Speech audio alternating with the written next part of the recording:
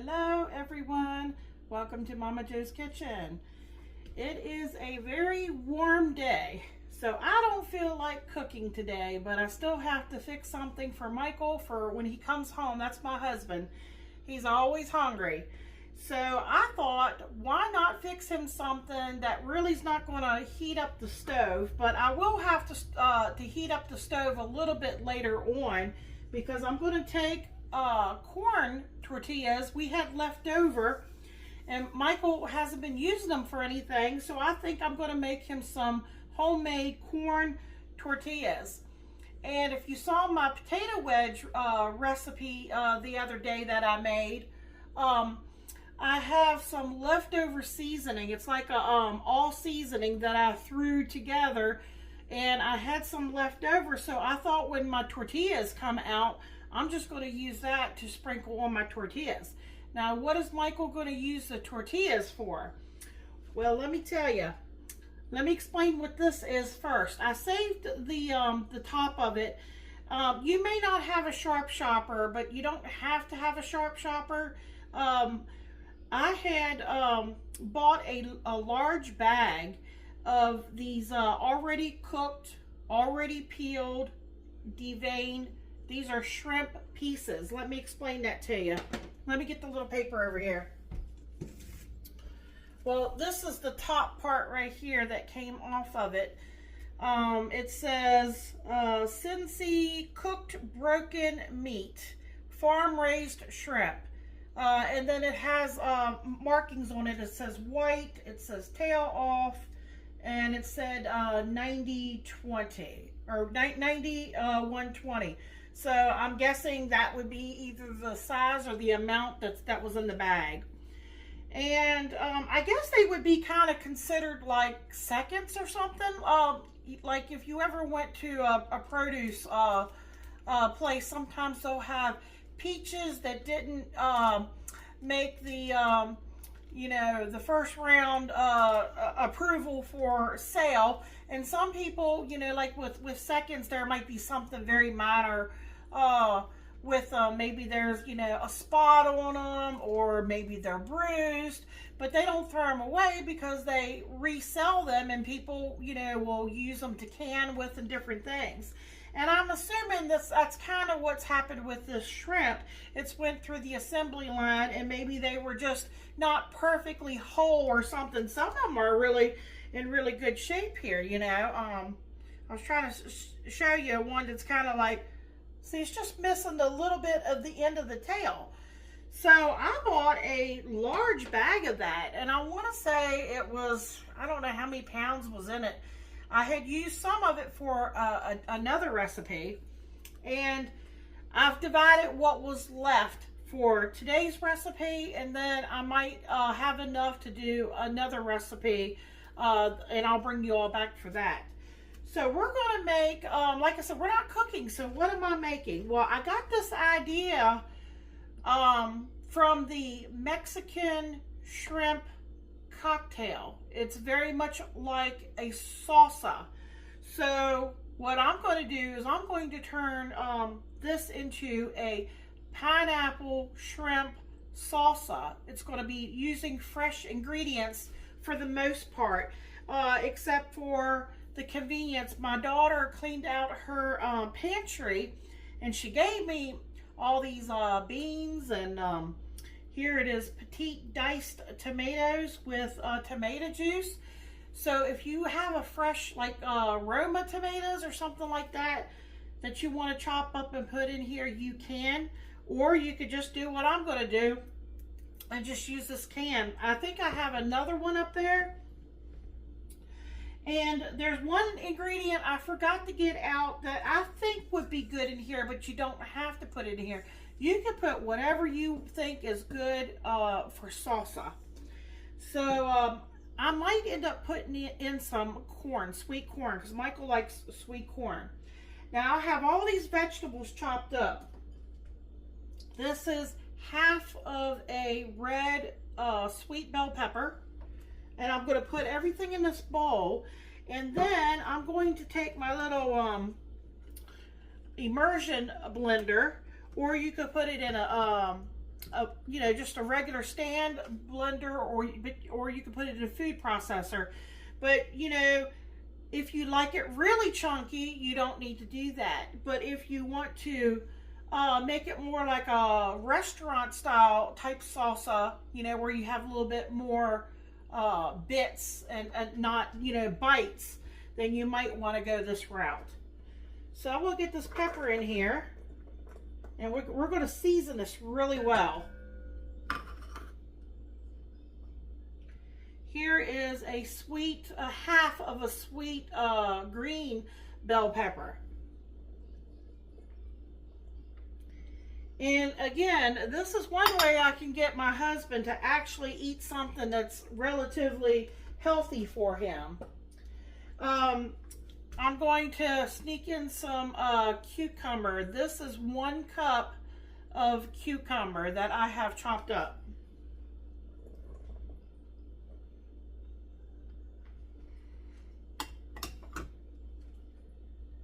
This is 1 stalk of celery, and I kind of chopped it a little bit small, on the smaller side. Michael does like to have crunch, you know, when he's you know, biting into stuff. Now, I don't know why he does not like onion. I've been able to get him to eat shallots here lately. This is a red onion, a half of a red onion. He'll eat it in salsa when it's like I have a cowboy caviar dip that's really, really good. He'll eat it in that. But maybe it's a texture thing because he doesn't like it if it's cooked.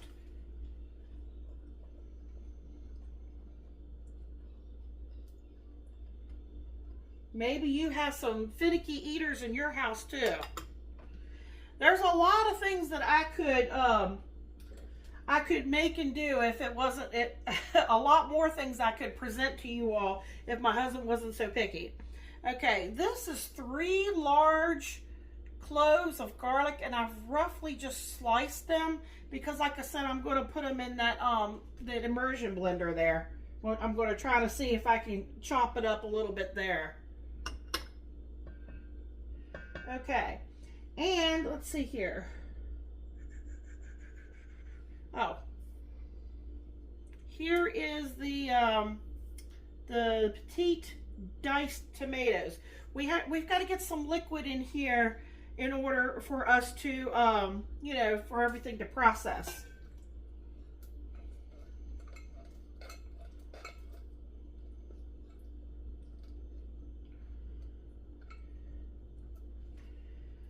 Okay. I'm going to go ahead and put in, this is 1 cup of crushed pineapple, juice and all. Now, I'm going to taste this here in just a little bit after we add all the spices and things. I don't know, but the possibility I might end up adding a little bit of brown sugar. We shall see.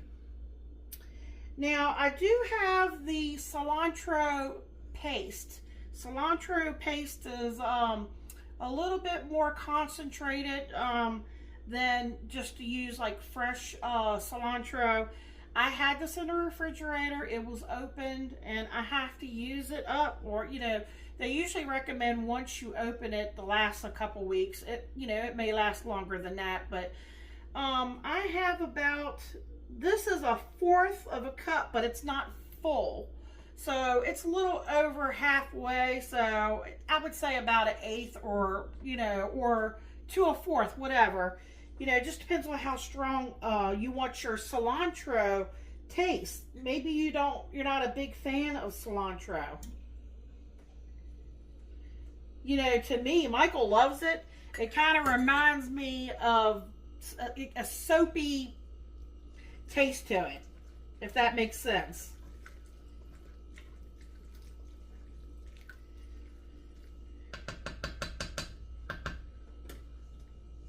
Already smells good.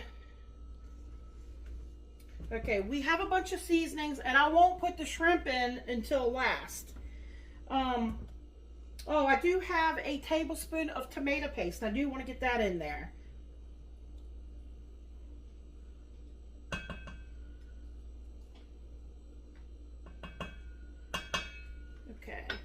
And I have some vegetable juice. I was going to add some of that, but I want to see what we're looking like and after we get it seasoned and everything first. Okay, hopefully this won't make, if it makes a lot of noise, I'll do this off camera. Let me see.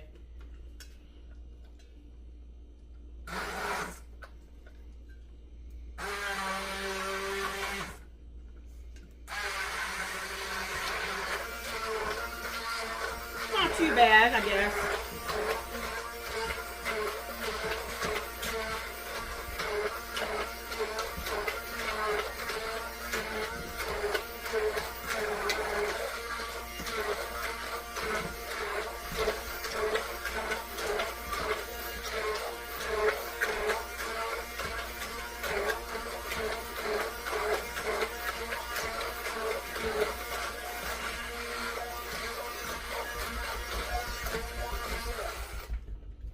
Okay. See, this way I can control, you know, if I want to make it a little, you know, not all liquefied. There's still chunks in there, but... Alright, let me tell you what I'm going to use for heat. You could use Tabasco sauce. I even thought about, I have an open container in there of Korean gochujang. And that is basically red peppers, you know. I thought about maybe using some of that, but then I thought, you know, well, you know, let's try to stay a little bit more to the authentic side. I have, I guess this is Mrs. Dash. It says salt-free Dash. Southwest Chipotle seasoning. A little bit of this can go a long ways, I'm telling you. Because I used to use this in my taco soup. And one time I went with a whole tablespoon because that's what the original recipe, it was back when Michael, my husband, was doing keto. And I tell you, it was very, very hot. So I'm going to go in with just like a teaspoon here. Like I said, I can always, you know, add more to it if I need to. Okay, let's get some other spices in here. This is ground paprika. Okay, I don't want to go too heavy-handed, so I'm not sure. So I'm going to go in with a half of it. I think this is a half of a teaspoon of paprika. Like I said, I can put the seasonings in, stir it, taste it, and then decide if I want to add more. Got some chili powder.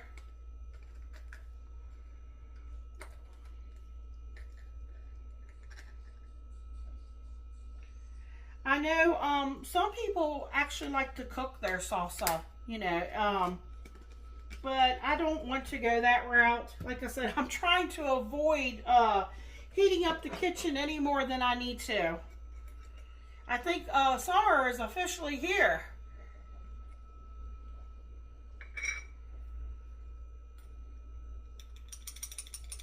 Okay, this is about a half of a teaspoon of coriander. I'm thinking about having a ceiling fan put in here above where this light is here. That way it'll give me a little bit something cool here when I'm cooking. And of course you gotta have cumin.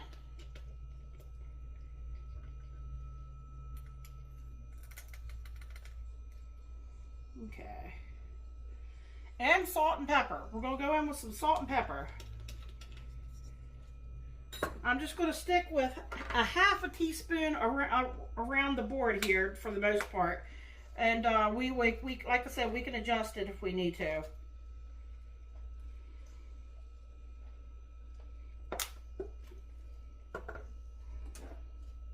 Oh, I have some fresh, this is important.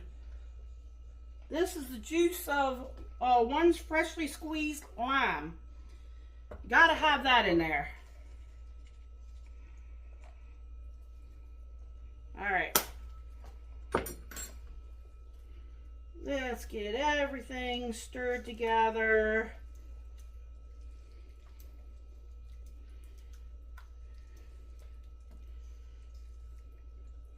Now, I have not added the shrimp yet. I want everything to marry together. So I actually I got up a little bit earlier this morning so I could get this done so that it'll have time to sit in the refrigerator so Michael can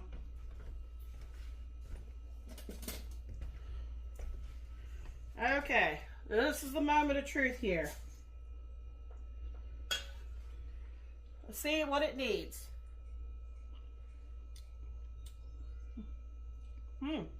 Very, very good. But since you really can't taste the pineapple, I was thinking that you would really taste the pineapple. I think I will go in with a little bit of brown sugar. It does have a hint of sweetness, and if you don't want it to be very sweet, you know, you could always omit this part.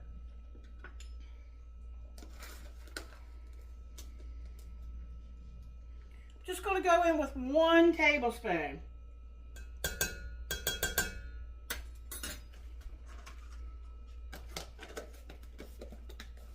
Okay. Let me get that stirred in here.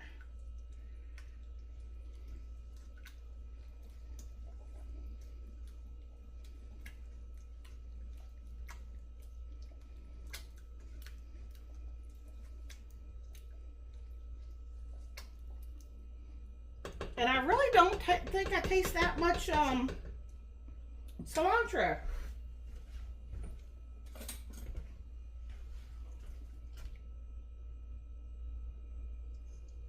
All right, here we go.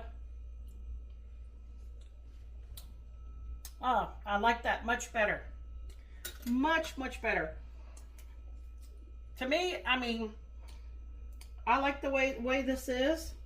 I do see a little piece of here, my garlic that didn't get quite chopped up. So you might want to chop your garlic up a little bit more, but it did, that emulsion blender did pretty good. You know, I'm not even going to add that. I thought about adding that.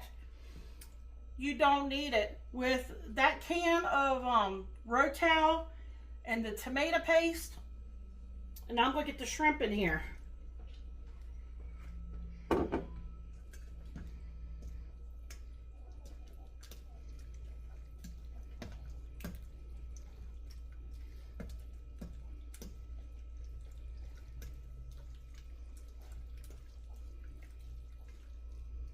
Okay, I'm going to get this in another container.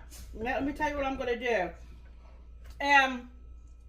You all may have seen me already do the tortillas, corn tortillas. All you do is get an iron skillet out. It doesn't have to be an iron skillet, but that iron skillet, you know, it retains the heat really well. Just put enough oil in the bottom, you know, to cover, and then bring it up. And what you do is take a little piece of the tortilla, break a little piece off. You know it's hot when you put it in and it starts to really bubble. And I'm just going to cut those into bite-sized pieces, and I'm going to get those fried up for Michael, but I don't want to do them now because it's too early. I want to get these you know, in the refrigerator so that it will absorb all those flavors. And I'll get his tortillas made up. It'll be just a minute for you all, so hang in there. And we're going to do a taste test on this. We'll be back.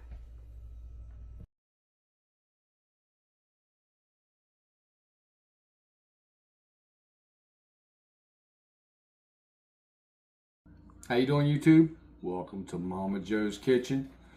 Today, kind of a summertime feast type of situation today. Pineapple shrimp salsa with homemade tortilla chips. So we're just gonna drop in there and go.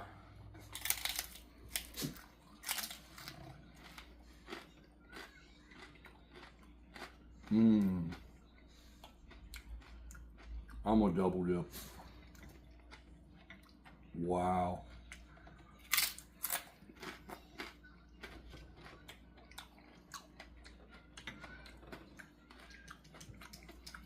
I don't know where Momma Jo came up with this one from, but that is good. It's light, refreshing. It's got a little zing to it. The salsa, the flavors just all kind of like come together. The pineapple really, that's like next level. It's like, I would never really have thought to put like pineapple. I know some people like mango salsa, but the pineapple gives it just an absolute kick. Absolutely love this. 2 thumbs up. Like, comment, share, subscribe.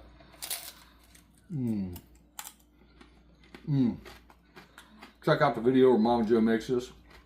Check out all Momma Jo's videos. Come back and get you some goodness. Make your own chips too. Thank you. Good night.